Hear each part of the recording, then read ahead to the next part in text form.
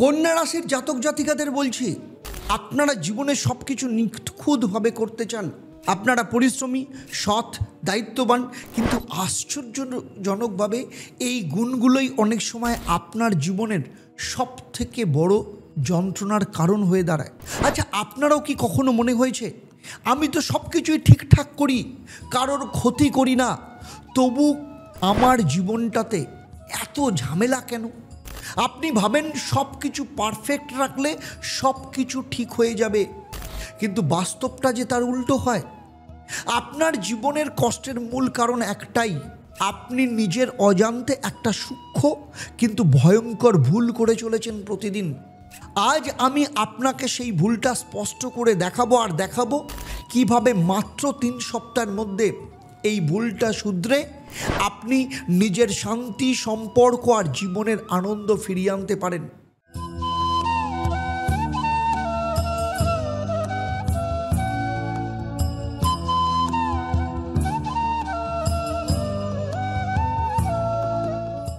নমস্কার, আমি জ্যোতিষগুরু আচার্য দেবদত্ত।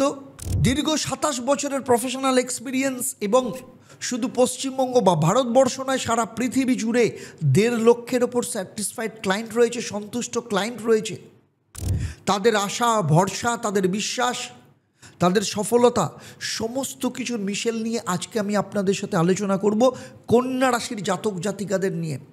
আর সেই সাথে অ্যাস্ট্রোনমার আচার্য দেবদত্ত ইউটিউব চ্যানেল এবং ফেসবুক পেজে আপনাদের সবাইকে স্বাগত জানাই। তাহলে চলুন শুরু করা যাক। প্রথমে দেখব সমস্যাটা কি। সেটা হচ্ছে কন্যা রাশির অধিপতি গ্রহকে বুধ, যে গ্রহ বিশ্লেষণ, বিচার বুদ্ধি বা সূক্ষ্ম পর্যবেক্ষণের প্রতীক। আর এই রাশির মানুষরা জন্মগতভাবে অতিরিক্ত পারফেকশনিস্ট। সব কিছু নিখুঁত না হলে ওদের মনে শান্তি আসে না। কিন্তু এখানেই মূল ভুলটা যে লুকিয়ে আছে। অতিরিক্ত বিশ্লেষণ আর নিজের এবং অন্যের প্রতি অতিরিক্ত সমালোচনামূলক মনোভাব। ওরা ভাবে সব ঠিকঠাক করলে কেউ আমাকে তো দোষ দেবে না, কিন্তু ফলটা যে উল্টো হয়। জীবনের আনন্দ হারিয়ে যায় যখন সব কিছুতেই ত্রুটি চোখে পড়ে। সম্পর্ক নষ্ট হয় কারণ তারা নিজের মতো নিখুঁত প্রত্যাশা করে অন্যদের থেকেও। আর সব থেকে খারাপ, ওরা নিজের ওপরই রাগ করে, কারণ ওদের মনে হয় আমি বোধহয় যথেষ্ট ভালো নই। আর এই একটি ভুল, ওভার থিঙ্কিং এবং সেলফ ক্রিটিসিজম, এই প্রত্যেকটা এবং কন্যা রাশির জাতক জাতিকাদের প্রতিটি সুখের মুহূর্ত থেকে শান্তিকে কেড়ে নেয়। আমরা সবাই কিছু না কিছু খুঁজে বেড়াই, শান্তি, ভালোবাসা, কিন্তু যিনি বলেছিলেন জীবে প্রেম করাই ঈশ্বর প্রাপ্তির পথ, সেই ঠাকুর শ্রী শ্রী রামকৃষ্ণ পরমহংসদেবের বাণী আজও আমাদের পথ দেখায়। এই অন্তরের ঈশ্বরকে জাগিয়ে তুলতেই আমরা গড়েছি Ishwar foundation, inner spirituality and wisdom organisation of Shri Ramakrishna Paramahamsadev. আমাদের স্বপ্ন একটা আশ্রম, এক মন্দির, যেখানে ধর্ম নয় মানবতা হবে একমাত্র পুজো। আপনিও আসুন, এই যাত্রায় অংশ নিন, কারণ আপনার ছোট একটা অংশগ্রহণেও একদিন অন্তরের ঈশ্বরকেও কিন্তু খুঁজে পাওয়া যাবে।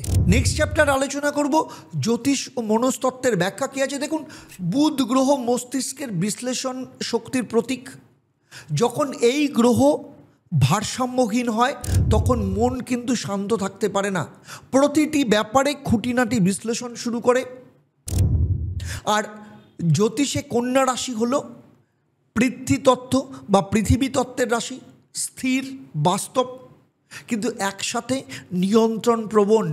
ওরা সব কিছু নিজেদের মতো ঠিক করতে চায়, কিন্তু জীবন তো ক্যালকুলেটর নয়। এখানে অনুভূতি, সময়, ভাগ্য সব একসাথে মিশে রয়েছে। আর মনস্তত্ত্বের ভাষায় এই প্রবণতাকে বলা হয় পারফেকশনিজম অ্যাংজাইটি লুপ, যেখানে মানুষ নিজের কাজ, সম্পর্ক, এমনকি ভালোবাসাকেও স্কেলে মাপার মধ্যে বিচার করে। ফলে ওরা সবসময় মানসিক চাপের মধ্যে থাকে, ভয় পায় যদি ভুল হয়। আর এই অবিরাম ভয়, চিন্তার, আত্মসমালোচনার কারণে কন্যা রাশির মানুষদের মধ্যে দেখা যায় হজমের সমস্যা, গ্যাস, ঘুমের ব্যাঘাত, মাইগ্রেন। কারণ ওদের মস্তিষ্ক কখনো কিন্তু বন্ধ হয় না, সব সময় চলতে থাকে। এবারে আলোচনা করব পরের চ্যাপ্টারে ক্ষতির চিহ্ন কোথায় কোথায় থাকে। আচ্ছা, একটু ভাবুন তো, আপনার জীবনে কি এমন হয়েছে আপনি অফিসে একটা প্রেজেন্টেশন বানালেন, সবাই প্রশংসা করলো, কিন্তু আপনি ভাবলেন একটা লাইন তো ভুল করে লিখে ফেলেছি, আর সেই একটা ভুল নিয়েই পুরো রাত ঘুম হলো না? কিংবা আপনার সন্তান ভালো রেজাল্ট করলো, কিন্তু আপনি খুশি হতে পারলেন না, কারণ 90 পেয়েও ওর থেকে আপনি 95 আশা করেছিলেন। আপনার প্রেমিক বা প্রেমিকা আপনাকে ভালোবাসে, তবুও আপনি ভাবেন ও কি সত্যি আমায় ভালোবাসে, নাকি শুধু অভ্যাস? এগুলো যদি আপনি কন্যা রাশি হিসেবে আপনার মনের মধ্যে হয়, অবশ্যই আমাকে কমেন্ট করে জানাবেন। আর এই অতিরিক্ত বিশ্লেষণ, এই চিন্তার গহ্বরেই কন্যা রাশির মানুষ নিজের আনন্দ হারিয়ে ফেলে। তারা কখনো বর্তমানকে উপভোগই করতে পারে না, কারণ মস্তিষ্কের মধ্যে একটা আওয়াজ সব সময় বলে আরও আরও ভালো হও।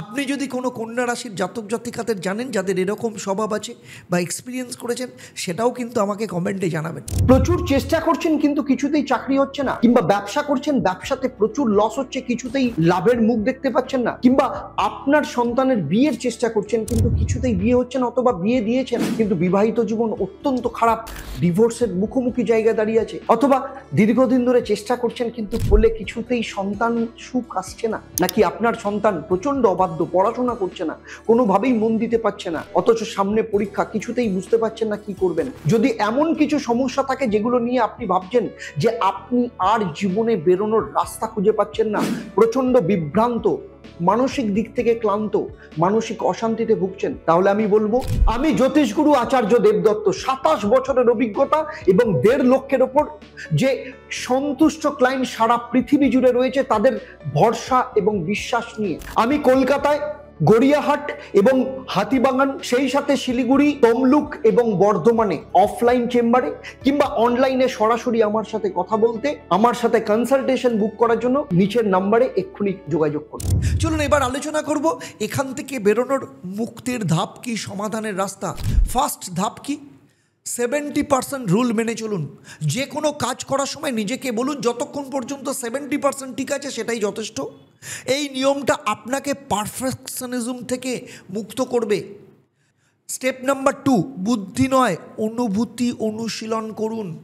প্রতিদিন সকালবেলা 5 মিনিট চুপ করে বসে নিজের শ্বাসে মন দিন। ভাববেন না, প্রত্যেকটা ব্রিথকে, প্রত্যেকটা শ্বাস প্রশ্বাসকে অনুভব করুন, আর বুদ্ধিকে সেই সময়ের জন্য ছুটি দিয়ে দিন। স্টেপ নাম্বার 3, দৈনিক অন্তত ডেলি 3 জনকে কৃতজ্ঞতা স্বীকার করুন। প্রত্যেক দিন রাত্রে ঘুমানোর আগে লিখে ফেলুন আজ কোন 3টে জিনিসের জন্য আপনি অত্যন্ত কৃতজ্ঞ। এতে আপনার মন রুটিন না দেখে জীবনের আশীর্বাদ দেখতে শিখবে। স্টেপ নাম্বার 4, বুধ ব্যালেন্স খাওয়ার, খালি পেটে পুদিনা পাতা বা তুলসী পাতা চিবন। দুপুরে সবুজ সবজি এবং সঙ্গে লেবু রাখুন। রাত্রে হালকা গরম দুধে সামান্য এলাচ মিশিয়ে খান। এই 3টে অভ্যাস আপনার বুদ্ধিকে ঠান্ডা রাখবে, মনকে শান্ত রাখবে।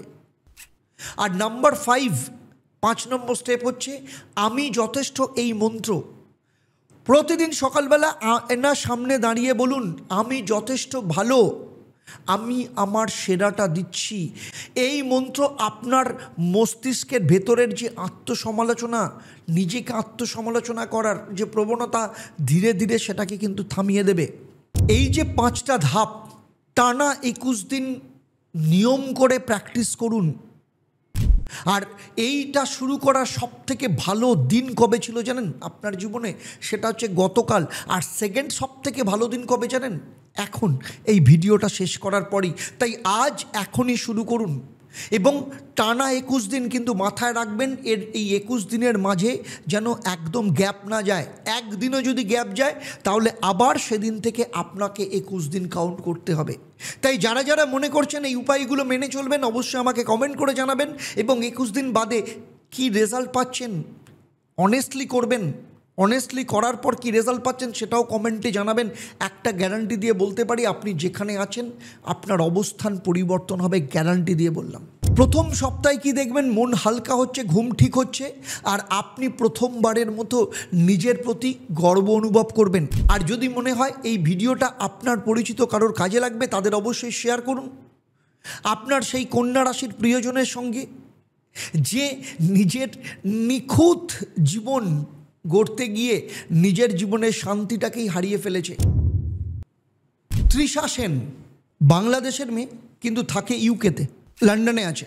একজন সেখানে চার্টার্ড অ্যাকাউন্টেন্ট হিসেবে একটা কোম্পানিতে চাকরি করছে। কন্যা রাশির জাতিকা। তার জীবনের একটাই সমস্যা, সব কিছু পারফেক্ট না হলে সে কিছুতেই ঘুমোতে পারে না। অথচ দেখুন তার এডুকেশন ব্যাকগ্রাউন্ড যথেষ্ট ভালো। রিপোর্টে বা ডেটাতে একটা লাইন ভুল হলে সারা রাত জেগে থাকে। এই ওভার থিঙ্কিং, এই জায়গাটা ওকে লাইফ একদম ডিজাস্টার তৈরি করেছিল। আমি ওকে বলেছিলাম এই 70% রুল করো। প্রথমে ওর অস্বস্তি লাগতো, কিন্তু এক সপ্তাহের মধ্যেও দেখলো যে বাকি 30% কেউ তো খেয়াল করছে না, বরং মানে এটা দেখে ওর মধ্যে হাসি ফিরে এসেছে। তৃষা শুধু নিজের কাজেই নয়, জীবনের মধ্যে ভারসাম্য নিয়ে আসছে। শুধু জীবন ভারসাম্য না, সম্পর্কের মধ্যে ভারসাম্য নিয়ে আসছে, যে কারণে এতদিন পর্যন্ত জীবনে সম্পর্ক টিকতো না। আজকে একটা রিলেশন, যে রিলেশনটা আগামী দিনে বিবাহ বন্ধনে আবদ্ধ হতে চলেছে, এবং সমস্ত দিক থেকে আস্তে আস্তে সে নিজেকে খুঁজে পেয়েছে, অত্যন্ত সাকসেসফুল জায়গা তৈরি করেছে। এবং শুধু তাই নয়, আগামী দিনে ভাবছে নিজের কনসালটেন্সি তৈরি করবে, নিজের কনসালটেন্সি রান করাবে, স্টার্ট আপ তৈরি করবে। সে ব্যাপারেও আমি ওকে কনসালটেন্সি দিচ্ছি, কী করে, কবে থেকে কীভাবে ও সেই স্টার্ট আপ তৈরি করতে পারে। দেখুন, শেষে বলবো, কন্যা রাশির আসল শক্তি কী জানেন? নিখুঁত পরিকল্পনা এবং বাস্তবতা বোঝার ক্ষমতা। কিন্তু সেই শক্তি তখনই উপহার হিসেবে হয় যখন তাতে সহনশীলতা আর ভালোবাসার যোগ থাকে। আমি যেমন তেমনই যথেষ্ট ভালো, এই মন্ত্রটা প্রত্যেক দিন সকালবেলা নিজের মনের সাথে বলুন। এটা আপনার নিজের প্রতি মমতা শেখাবে আর অন্যের অসম্পূর্ণতাকেও ভালোবাসতে শেখাবে। কি করবেন? বুধবার সকালে সবুজ কাপড়ে এক মুঠো মুগ ডাল বেঁধে নদী বা পুকুরে ভাসিয়ে দিন। তারপর বলুন, হে বুধ, আমার চিন্তার জট খোলো, মনকে শান্ত রাখো। এই উপায়ে বুধ শক্তি ভারসাম্য পাবে, অতিরিক্ত চিন্তা কমবে, আর নিজের জীবনের প্রতি দৃষ্টিভঙ্গি নতুনভাবে তৈরি করবে। আর সবশেষে বলবো, সব কিছু নিখুঁত না হলেও কন্যা রাশি হিসেবে আপনি কিন্তু নিখুঁতভাবে মানুষ। আপনার ভালোবাসা, আপনার ত্রুটি, আপনার চেষ্টাই কিন্তু আপনার সৌন্দর্য। আর এই ভিডিওটা যদি আপনার ভালো লাগে, অবশ্যই চ্যানেলটাকে সাবস্ক্রাইব করুন, বেল আইকনটাকে প্রেস করবেন, এবং ফেসবুক পেজে দেখলে অবশ্যই পেজটাকে লাইক এবং ফলো করতে ভুলবেন না। আর যারা সরাসরি আমার সাথে পার্সোনাল কনসালটেশন চাইছেন, নিচের যে নাম্বার রয়েছে সেই নাম্বারে ফোন করে আপনি অনলাইনে কিংবা অফলাইনে আমার চেম্বারে কনসালটেশন বুক করতে পারেন। তাহলে আজকের মতো বিদায় নিচ্ছি। আবার দেখা হবে আপনাদের সাথে পরবর্তী ক্ষেত্রে। আপনাদের পরিবারের সাথে ভালো থাকুন, সুখে থাকুন, শান্তিতে থাকুন, এবং নিয়মিত দেখতে থাকুন অ্যাস্ট্রোনম আচার্য দেবদত্ত এবং লাইভ ফোন ইন অনুষ্ঠান প্রত্যেক শনিবার বিকেল 5:30 থেকে। নমস্কার। ওম নমঃ শিবায়। হর হর মহাদেব।